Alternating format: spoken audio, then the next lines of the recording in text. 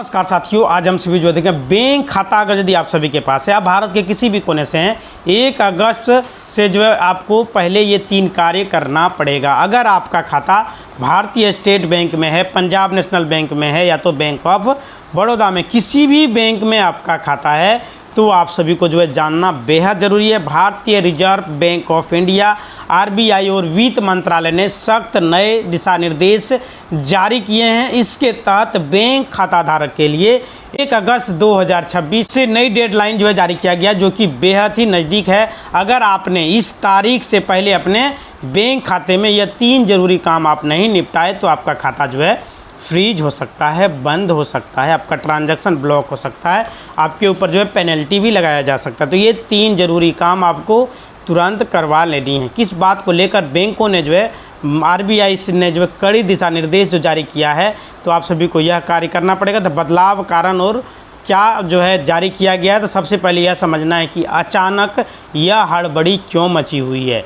तो 1 अगस्त की तारीख इतनी अहम जो है क्यों हो गई है। हालांकि जो है महीनों में जो है आपको बैंकिंग फ्रॉड से बचने के लिए फर्जी खाते के जरिए मनी लॉन्ड्रिंग, ई-केवाईसी के नियमों को अनदेखी मामलों में बहुत ज़्यादा जो है बढ़ोतरी किया गया है।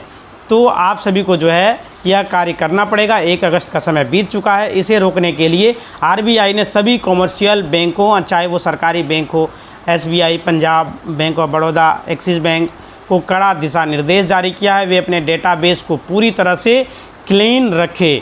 जिन खातों के जो है का केवाईसी वगैरह अपडेट नहीं हुआ है, उनका केवाईसी अपडेट करें। जिनमें ज़रूरी घोषणाएं बाकी है, उन पर शिकंजा कसा जा रहा है। इसके अलावा कुछ खास जो है अनुपालन और रिटर्न फाइल की डेडलाइन वह 1 अगस्त जारी किया गया था, तो आप सभी को यह कार्य करना पड़ेगा। समय जो है आपका निकला जा रहा है, तो इस लिस्ट से में जो है कहीं आपका नाम तो नहीं है। बहुत सारे लोगों को लगता है कि जो है बैंक खाता खुलवा लिया गया है, आधार पैन लिंक हो गया है, तो जो उसका काम खत्म हो चुका है, लेकिन ऐसा बिल्कुल भी नहीं है। आरबीआई के नियमों के मुताबिक बैंक जो है समय समय पर अपने ग्राहकों से, तो आरबीआई के द्वारा जो है समय समय पर जो बदलाव किया जाता है उसमें उसका साथ आपको देना। जैसे कि आपका बैंक का जो खाते का जो लिमिट था, मान लीजिए 1 लाख था, 2 लाख था या 50,000 था, उसे भी बढ़ाना पड़ेगा, क्योंकि समय पर आप अपडेट नहीं करते, नहीं बढ़ाते तो आपका खाता उसमें ब्लॉक किया जा सकता है, फ्रीज किया जाता है। केवाईसी जो सी-केवाईसी का मामला अभी चल रहा है, अगर यदि सी-केवाईसी आपका हो जाता है 10 साल के लिए आपका खाता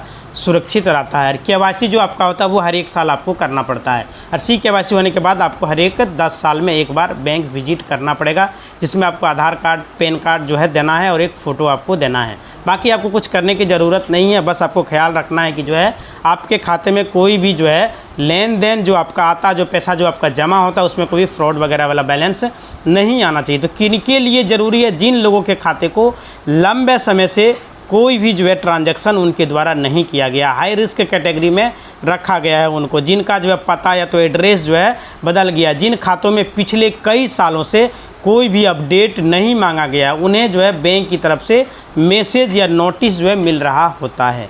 आपके खाते में 1 साल तक कोई भी ट्रांजैक्शन लेन देन आप नहीं करते हैं तो आपके खाते को इनएक्टिव कर दिया जाता है, और 2 साल तक नहीं होता तो उसे डोरमेट में डाल दिया जाता है। तीसरा साल तो आपका खाता को ही हटा दिया जाता है। तो क्या होगा अगर नहीं जो है किया गया, तो आपके बैंक खाते में आपका री-केवाईसी का जो है नोटिस आपको भेजा जाए कि आपको समय से पूर्व जो है पूरा कर लेना है। Aadhaar card, PAN card, latest address proof के साथ जो है आपको अपडेट वहाँ पे कराना है। तो बैंक खाते में डेबिट या तो ऑनलाइन ट्रांजैक्शन जो भी होता है उस पर आपको थोड़ा सा ख्याल रखना पड़ेगा। और बैंक में आप अभी जो है 4 नॉमिनी को ऐड कर सकते हैं। 1 नॉमिनी मैंडेटरी है, बाकी आप 3 नॉमिनी रखें ना रखें उससे कोई लेना देना नहीं है।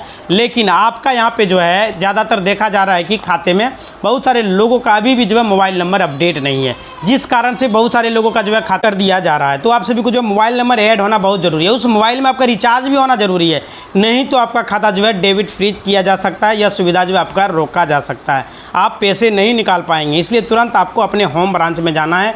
नेट बैंकिंग के जरिए भी आप अपना जो है खाते को री-केवाईसी भी कर पाएंगे।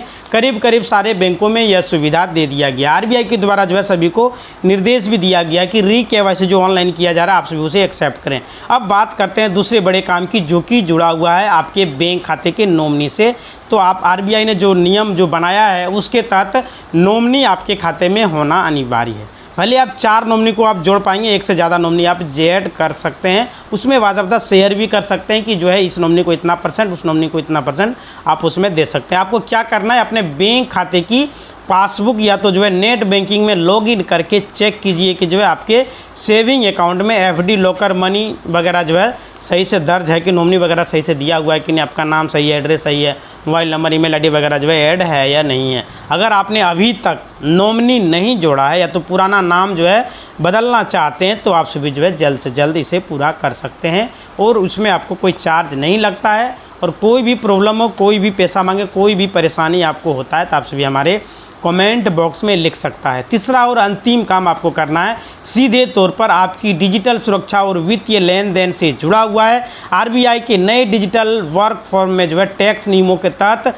खास करके उन खाता धारकों के लिए बड़े पैमाने पर डिजिटल ट्रांजैक्शन जो है करेंट अकाउंट या तो बिजनेस ट्रांजैक्शन करते हैं, कुछ शर्त उनको दी गई है जिससे कि पालन करना पड़ेगा। 2 फैक्टर ऑथेंटिकेशन और ऐप सिक्योरिटी ख्याल रखते हुए अपने बैंक या यूपीआई के नेट बैंकिंग पासवर्ड को अपडेट करें और यह सुनिश्चित करें कि आपके खाते में आपका चालू मोबाइल नंबर रजिस्टर्ड होना चाहिए। कोई भी नंबर आपने ऐड किया, वो नंबर बंद हो गया, फिर वो नंबर बाजार में आ गया और ख़रीद लिया तो उससे आपके साथ फ्रॉड होने का चांसेस ज़्यादातर बढ़ जाता है। तो अपना मोबाइल नंबर अवश्य अपडेट करें ताकि आपको तुरंत जो है अलर्ट मिल सके। बैंक हर एक ट्रांजैक्शन का अलर्ट आपके खाते पर भेजती है। हाई वैल्यू ट्रांजैक्शन और रिटर्न जो है यदि आप अपने बैंक खाते में के जरिए जो है कोई भी वित्तीय लेन देन जो है करते हैं, भारी भरकम पैसा जमा करते हैं या तो निकासी करते हैं तो उससे आप ज़्यादातर जो है ख्याल रखें। 2 फैक्टर आप ज़रूर चालू कर लें। आपके पास खाता है तो आपको मालूम नहीं होगा कि आपके पास जो खाता यूपीआई पिन नंबर डालते हैं पैसा ट्रांसफ़र हो जाता है, लेकिन अभी आरबीआई के द्वारा जो गाइडलाइन जारी किया गया उसका पालन करते हुए आप अपने खाते में यूपीआई पिन डालने के बाद भी आपको फिंगर लगाना पड़ेगा। उसे आप चालू कर दीजिए तो वो आपको ऑप्शन दिया जाएगा या तो ओटीपी डाल के आप दोबारा उस पेमेंट को पूरा कर सकते हैं। इससे क्या होता था कि बहुत सारे लोगों को पेमेंट करने के बाद यूपीआई पिन डाल देने के बाद डायरेक्ट पैसा चला जाता था। इसमें बहुत सारे लोग जो है फंस जाते थे, नहीं भेजना चाहते थे, फिर भी उनका जो है चला जाता था। तो 2 फैक्टर ऑथेंटिकेशन आप चालू कर सकते हैं नेट बैंकिंग के माध्यम से। अपने नज़दीकी ब्रांच में जाकर के वहाँ भी आप कह सकते हैं कि सर मेरे खाते में 2 फैक्टर ऑथेंटिकेशन चालू कर दिया जाए ताकि मेरे खाते का एक्सेस कोई ना कर पाए, और करना भी चाहे तो उसका मैसेज हमको मिले। हम जब तक यहाँ पर परमिशन नहीं देंगे खाते से कोई भी ट्रांजैक्शन नहीं कर पाएगा, चाहे आपका बैंक अधिकारी ही क्यों ना। उसमें जो है उनको आपका परमिशन लेना पड़ेगा, तो आप जो है उसमें 2 फैक्टर ऑथेंटिकेशन चालू कर सकते हैं। तो दोस्तों बहुत ही कम समय बचा हुआ है, इसका फ़ायदा आपको लेने के लिए यह कार्य करना पड़ेगा। अगर यदि 2 फैक्टर ऑथेंटिकेशन आप चालू करते हैं तो आपका खाता बिल्कुल सुरक्षित रहेगा, क्योंकि जो है कोई भी फ्रॉड वगैरह भी अगर खाते का एक्सेस करने का प्रयास करेगा, पिन वगैरह जान जाएगा, फिर भी वो आपके खाते का एक्सेस नहीं कर पाएगा। आपको यह कार्य करना पड़ेगा, क्योंकि अगर जी आपको सुरक्षित रहना है और कोई भी लिंक वगैरह ओटीपी वगैरह भेजे, मतलब आपको जो है लोभ दे, उस पर बिल्कुल भी क्लिक नहीं करना। फ़ोन पर कोई भी कितनों क्यों ना बोले लेकिन आपको ओटीपी बिल्कुल नहीं बताना जबकि वो व्यक्ति आपके सामने ना आ जाए। 1 अगस्त 2026 से बैंकिंग और वित्तीय नियमों में जो है कई बड़ा बदलाव जो है लागू हो चुके हैं, जिनके कारण जो है आपकी ज़रा सी लापरवाही से बैंक खाता आपका फ्रीज हो सकता है, खाली भी हो सकता है। तो सोशल मीडिया और यूट्यूब पर चल रहे खबरों के बीच में आपको थोड़ा सा जो है ध्यान रखना है, इन सभी पर जो है थोड़ा कम जो है आपको ध्यान देना है। CKYC 2.0 नियमों के तहत जो है री-KYC जो है चालू कर दिया गया। हर एक बैंक को दिशा निर्देश जारी किया गया है कि आप सभी को अपने खाते में जो है CKYC करना अनिवार्य है। अगर यदि आप सभी ये कार्य नहीं करते हैं तो आपका खाता बंद हो सकता है। तो अपने बैंक खाते में आप जाके CKYC को अपडेट कर पाएंगे। CKYC आप कैसे आप निकालिएगा तो आपको हम एक अलग से वीडियो बना के दे देंगे। मिस कॉल मार के CKYC का कार्ड आप डाउनलोड कर पाएंगे। तो इसके लिए आपको करना क्या पड़ेगा, तो जो नंबर हम आपको बताएंगे उस पर डायल करके आप जो मिस कॉल दे करके CKYC नंबर डाउनलोड कर पाएंगे। CKYC डाउनलोड करने के लिए आपको ये आधिकारिक वेबसाइट पर जाना पड़ेगा। CKYC आपको गूगल में टाइप करना, फाइंड CKYC, तो आप इस पर पहुंच जाइएगा। या तो जो है मिस कॉल दे के आप भी पता कर सकते हैं। नंबर हम आपको बता रहे हैं, गिव ये मिस कॉल 7799022129। इस पर आप मिस कॉल कीजिएगा तो आपको मैसेज आएगा, वहाँ पे जो लिंक आएगा उस पर क्लिक कीजिएगा तो एक PDF डाउनलोड होगा, वहाँ पे अपना डेट ऑफ बर्थ मेंशन कीजिएगा, आपका CKYC कार्ड नंबर डाउनलोड हो जाए। फिर वह कार्ड आप बैंक में जमा कीजिएगा तो आपका अकाउंट में CKYC नंबर अपडेट कर दिया जाएगा। तो इसका लाभ आप उठा सकते हैं। तो जो आपके खाते में जो है कोई भी प्रॉब्लम होता है तो आप अपने नज़दीकी होम ब्रांच में जाइए। फ़ोन पर सोल्यूशन नहीं होगा। फ़ोन पर बहुत सारे फ्रॉड लोगों का कॉल वगैरह आता है, तो इस बात का आपको ख्याल रखना पड़ेगा। इसी तरह का वीडियो चैनल को लाइक करें, शेयर करें और सब्सक्राइब करें। धन्यवाद।